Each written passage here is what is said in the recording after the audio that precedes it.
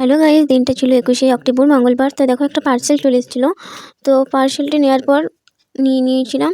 তো পার্সেলটি নেওয়ার পর আমি রেডি হয়ে যাব, কারণ যেহেতু আমাদের কালীমেলাতে মানে মানে খেতে যাবো আর কি। তো এই দেখো বলতে বলতে অলরেডি রেডিও হয়ে গেছি, দেখতেই পাচ্ছ। আর এই দেখো আর আমি তো বেরিয়েই গেছি। আর এই দেখো রাস্তাতেই যাচ্ছি, আর দেখো বলতে বলতে প্রায় পৌঁছেও গেছি। এই দেখো দেখতেই পাচ্ছ কালী মন্দিরটা, দেখতেই পাচ্ছ কত ভিড়, এখানে কত মানুষজন খাওয়া দাওয়া করছে। এখানে প্রত্যেক বছর এরকম অনেক অনেক মানুষজনের সেবা করা হয়। আর খুব রোদ লাগছিলো জানো তো, একদম রোদে বসেছিলাম। আর দেখো বলতে বলতে পাতা দিয়ে দিয়েছিলো, তারপর ভাত ডালও দিয়ে দিয়েছিলো, দেখতেই পাচ্ছ। আর এই দেখো প্রায় খাওয়া কমপ্লিটই হয়ে গেছে। আর দেখো এরা হাত পা মিলে গোটায় ছড়িয়ে কীভাবে খাচ্ছে। আর এইদিকে সবাই একটু হাত দিয়ে করে নিচ্ছিলো আর কি, হাত ধুচ্ছিলো পুকুরটাতে। আর একটু মায়ের দর্শন করে নিচ্ছিলাম, তারপর মায়ের দর্শন করতে করতে একটু বেরিয়েই পড়েছিলাম আর কি।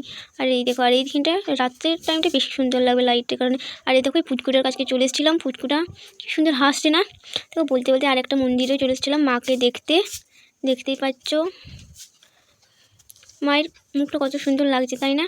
আর দেখো একটু প্রণাম করে। সত্যি বলতে জানো তো, এই জবা ফুলটা আমি হঠাৎই কুড়ি পাই মায়ের রাস্তায়। তোমার ভাবে হয়তো আমি ভিডিওর জন্য দিয়েছি, কিন্তু একদমই না। তো দেখো বলতে বলতে বাড়ি চলে এসেছি। তো চলো তোমাদের সাথে পরে দেখা হবে, টাটা।